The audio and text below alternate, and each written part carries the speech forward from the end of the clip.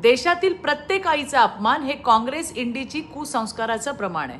बिहारमध्ये काँग्रेस आरजेडी यांनी भर सभेत व्यासपीठावरून पंतप्रधान नरेंद्र मोदीजींच्या दिवंगत मातोश्रीबाबत अश्लाघ्य आणि अपमानास्पद शब्द वापरले.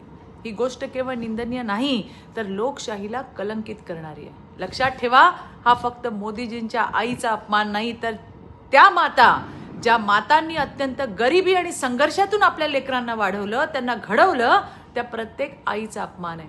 एका गरीब आईचा मुलगा आज देशाचा प्रधानमंत्री झालाय हे सोन्याचे चमचे घेऊन जन्माला आलेल्या राहुल गांधी आणि तेजस्वी यादव यांच्या पचनीच पडत नाही. आणि म्हणूनच हताश झालेल्या या टोळीने अत्यंत घृणास्पद राजकारण करायला सुरुवात केली आहे. मातृदेव भव ही संस्कृती असलेल्या आपल्या देशात आता ही विकृत मंडळी मातृशक्तीवरच प्रहार करू लागले. राहुल गांधी आणि तेजस्वी यादव यांनी या कृत्यासाठी देशातील सर्व माता भगिनींची आणि 140 कोटी भारतीय जनतेची तात्काळ हात जोडून माफी मागितली पाहिजे. अन्यथा 140 कोटी देशवासी त्यांना कदापि माफ करणार नाहीत. धन्यवाद.